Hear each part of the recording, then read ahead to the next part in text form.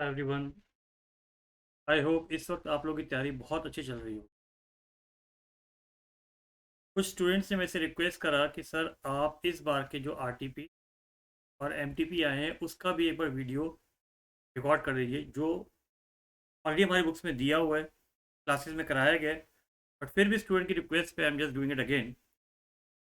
और I hope इतने true false की वीडियो देने के बाद एग्ज़ाम से पहले सारे एक बार देख लीजिएगा। सारे मुश्किल से 10 मिनट्स के हैं, 1 घंटे में आपका सारा रिवाइज हो जाएगा एंड यू विल नो कि एग्जाम में क्या लिख के आना है, कैसे लिख के आना है। And I am damn sure कि जितने वीडियोस हमने बनाए हैं, 6 ट्रू फॉल्स में से 3 या 4 तो उसमें से आने चाहिए। चलिए डिस्कस करते हैं। सबसे पहले एमटीपी, जो इस बार का एमटीपी आया है उसकी डिस्कशन करते हैं। पहला कह रहा है प्रायर पीरियड आइटम। ये क्या होते हैं?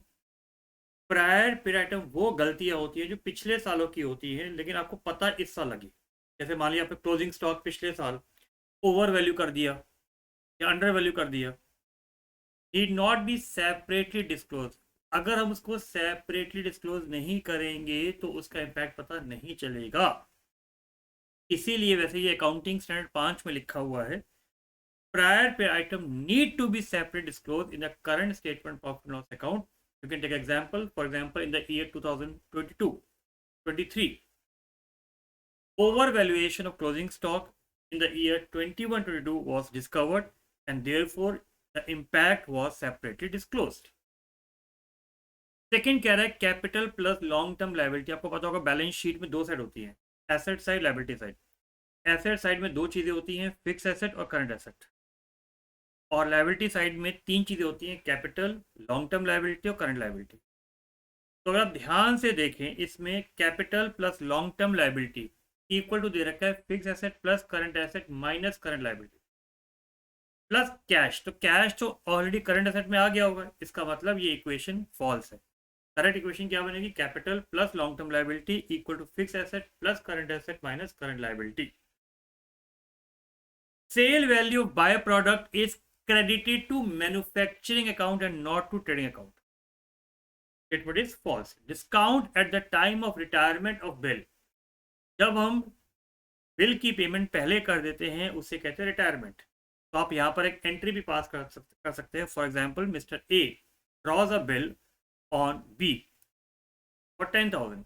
B pays the amount 1 month earlier. Entry in the books of DROI will be PP account debit, to bank, to discount, to rebate. So logically, this rebate is a gain for DROI. Statement is true. If partner retires, then other partners have a gain in their PSR ratio. अगर partner retire कर जाता है तो यहाँ पर आपको clear करना पड़ेगा, बिकॉज आई नो जब आप ये पॉइंट पढ़ रहे होंगे तो आपके माइंड में आएगा गेनिंग रेशो। बट यहाँ पर तो बात हो रही है वो other partners have a gain, तो गेनिंग तो लिखा हुआ है, उसको डिवाइड किस रेशो में करते हैं? तो लॉजिकली याद करिए, जब हमने बताया था आपको कि अगर क्वेश्चन साइलेंट होता है तो पुराने पार्टनर का शेयर, जो पार्टनर चला जाता है उसका शेयर पुराने पार्टनर अपने ओल्ड PSR में लेते हैं। मैं रिपीट कर देता हूं। For example, ABCR partner ratio 3:1, he retires, उसका 1/6 ए और बी किस रेशो में लेंगे?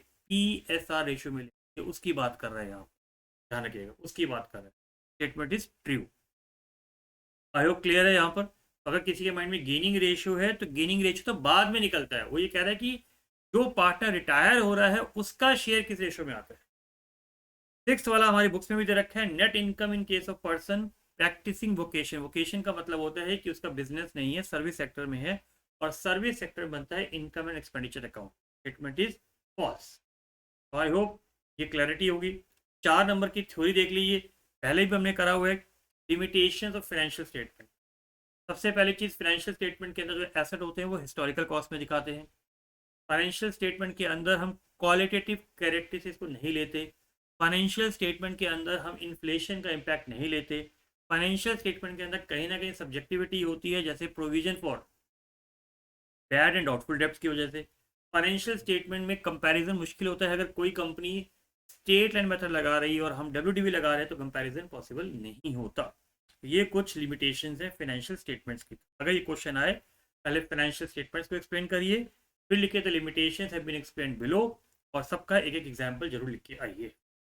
आई होप यहाँ तक क्लैरिटी हो गई है। चलिए आपको जल्दी से मैं आरटीपी भी करवा देता हूँ।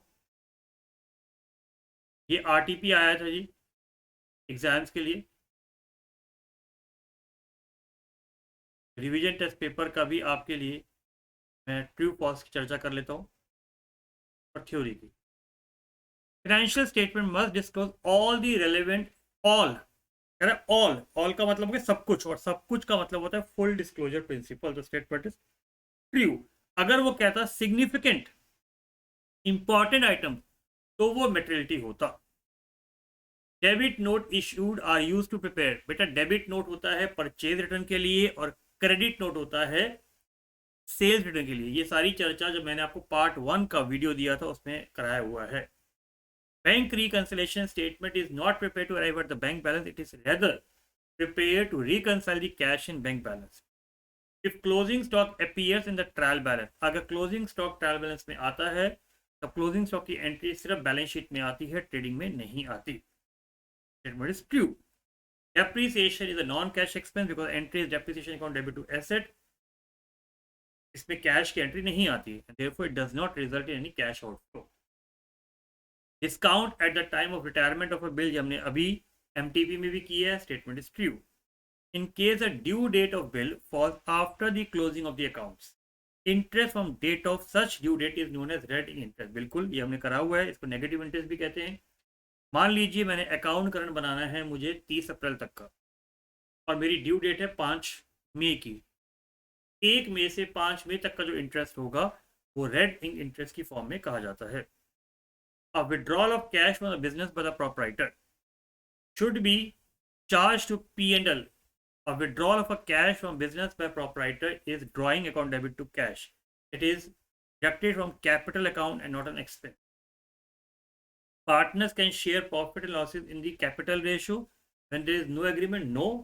If there is no agreement, no partnership deed, then the P&L profit and loss ratio is equal. Fee received for life membership is a capital receipt because it is not received every year. Entry is bank account debit to life membership fee, and from there it is taken to the capital fund. Therefore, it is of non-recurring nature. Debenture interest is payable after the payment of preference dividend. याद करिए जब हमने class में topic करा था, मैंने बताया था 3 तरीके के गेस्ट होते हैं, बाहर वाले, घर वाले, और घर वाले में लड़के वाले, लड़की वाले। डिवेंचर का पैसा पहले दिया जाता है, इसे debenture interest payable before the payment of preference dividend and before the payment of equity dividend. Cash and accrual system of accounting की चर्चा हमने पहले भी करी, दोबारा बताया तो in cash basis we record the item of revenue and the expense when cash is received और when cash is given. In mercantile और accrual system of accounting, revenue is recorded when it is earn and cost is incurred. In cash accounting system, there is no concept of outstanding expense.